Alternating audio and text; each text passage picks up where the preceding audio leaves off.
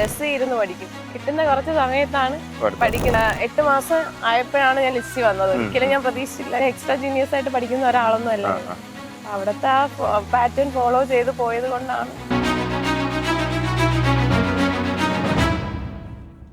ഇന്ന് നമ്മൾ പരിചയപ്പെടുന്നത് വളരെ വ്യത്യസ്തമായിട്ടുള്ള ഒരു പേഴ്സണാണ്. നമ്മുടെ തിരുവനന്തപുരംകാരിയാണ് ഗായത്രി. ഇപ്പോൾ നിലവിൽ നമ്മുടെ ഈ ബാച്ചിൽ ഓഫ്ലൈനിൽ വരികയും മൊത്തം എത്ര ബാങ്ക് വെച്ച് നമ്മളെ പരീക്ഷയിൽ 19 ബാങ്ക് വെച്ചു. എല്ലാ ബാങ്കിലും ഉണ്ട്.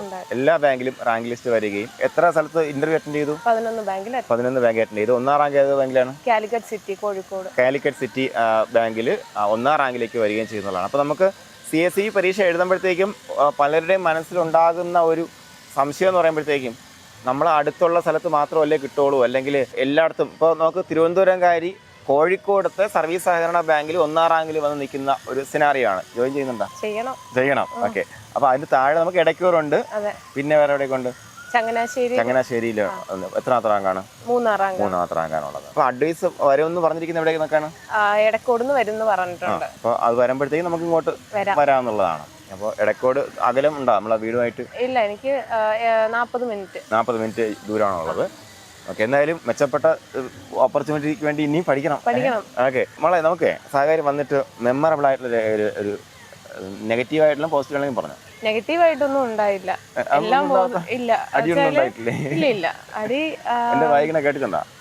കേട്ടിട്ടുണ്ട്. പക്ഷെ അത് ഒരു നെഗറ്റീവായിട്ട് നമ്മൾ എടുത്തിട്ടില്ല. എപ്പോഴും നമുക്കത് മുന്നോട്ട് പോസിറ്റീവായിട്ട് പോവാൻ വേണ്ടിയാണല്ലോ സാർ അങ്ങനെ പറയുന്നത്. അപ്പം അങ്ങനെ ഫീൽ ചെയ്തിട്ടില്ല. അതൊരു ഇതായിട്ടൊന്നും ഫീൽ ചെയ്തിട്ടില്ല.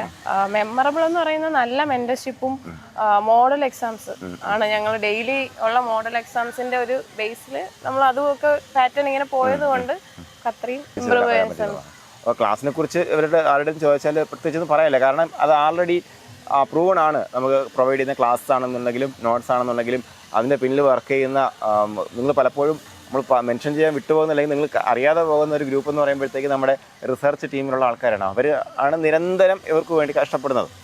അപ്പോൾ അതിൻ്റെ കാര്യങ്ങൾ കുട്ടികളിലേക്ക് എത്തിക്കുക എന്നുള്ള ടീച്ചേഴ്സിൻ്റെ ജോബ് എന്ന് പറയുമ്പോഴത്തേക്കും. അപ്പോൾ നമ്മുടെ മെൻറ്റർഷിപ്പ് ആരാ ഹാൻഡിൽ ചെയ്യുന്നത്? മെൻറ്റർഷിപ്പ് യദു കൃഷ്ണനായിരുന്നു. യദുവിന് വളരെ വലിയൊരു കൺഗ്രാറ്റ്സ് ഉണ്ട്. യദു എന്നെ ഒത്തിരി ഹെൽപ്പ് ചെയ്തിട്ടുണ്ട് ആള്.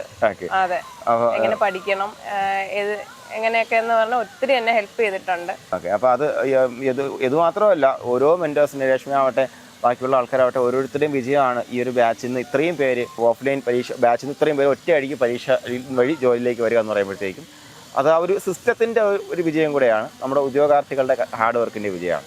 അപ്പോഴത്തേക്കും നമുക്ക് നമ്മുടെ ആ ഒരു ഒരു സ്റ്റഡി പാറ്റേൺ എങ്ങനെയായിരുന്നു മൊത്തത്തിൽ? ഇവിടുന്ന് ഫ്രഷ് എക്സാമിന് പിറ്റേ ദിവസമുള്ള ഫ്രഷ് എക്സാം പഠിക്കുക, അന്നുള്ള നോട്ട് പോയി വീട്ടിൽ നോക്കിയിട്ട് കിടക്കുക, അങ്ങനെയൊക്കെ. കാരണം മാരേജും കൂടെ കഴിഞ്ഞതുകൊണ്ട് മോളുടെ കാര്യം നോക്കണം, വീട്ടിലെ കാര്യം നോക്കണം.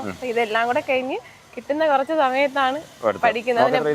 നോക്ക് ഇപ്പൊ ഡിസംബർ 9-ാം തീയതിയാണ് ബർത്ത്ഡേ. 6 വയസ്സാകുന്നു. ബസ് ഇരുന്ന് പഠിക്കും. ഇവിടുന്ന് കയറി കഴിഞ്ഞാൽ പനൂരിന്ന് തിരുവനന്തപുരം വരെ ഏകദേശം 1 മണിക്കൂർ യാത്രയുണ്ട്. 1.5 മണിക്കൂർ യാത്രയുണ്ട്. ആ 1.5 മണിക്കൂറും ബസ് ഇരുന്ന് പഠിക്കുക എന്നുള്ളത് വളരെ ഇമ്പോർട്ടൻ്റ്. അപ്പൊ കണ്ണിനെ സംബന്ധിച്ചെടുത്തേ പറ്റുള്ളൂ. അതെ, കാരണം 8 മാസം ആയപ്പോഴാണ് ഞാൻ ലിസ്റ്റ് വന്നത്. ഒരിക്കലും ഞാൻ പ്രതീക്ഷിച്ചില്ല 8 മാസം കൊണ്ട് ലിസ്റ്റ് വരാൻ പറ്റുമെന്ന്. അതായത് എക്സ്ട്രാ ജീനിയസ് ആയിട്ട് പഠിക്കുന്ന ഒരാളൊന്നും അല്ല.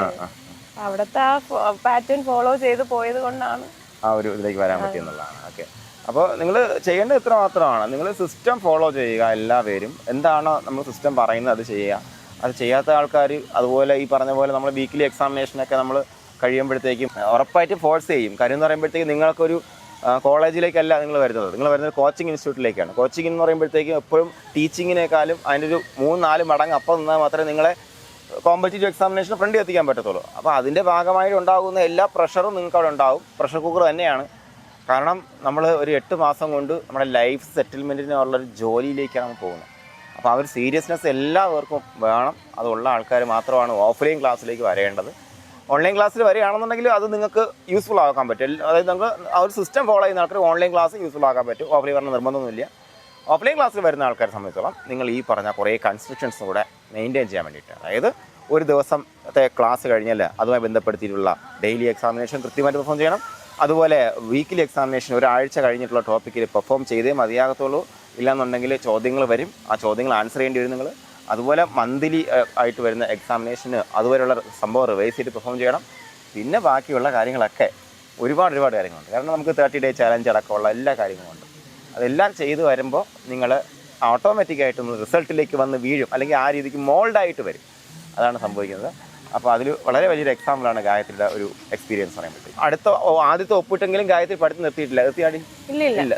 അടുത്ത് ഇനി കാരണം ഒരു എവിടെയെങ്കിലും ഒന്ന് നിന്നിട്ട് ഇനി അടുത്ത് കേരള ബാങ്ക് അങ്ങനെ JC അങ്ങനെയുള്ള നോക്കാന്നുള്ളതാണ്. അപ്പോൾ അങ്ങനെ കണ്ടിന്യൂസ് ആയിട്ട് നമ്മുടെ കുട്ടികൾ പഠിച്ചുകൊണ്ടിരിക്കും. അങ്ങനെ ആയിരിക്കണം നിങ്ങളും പഠിച്ചുകൊണ്ടിരിക്കേണ്ടത്. എല്ലാ കൂട്ടുകാർക്കും വിജയാശംസ വരെയാണ്. Thank you.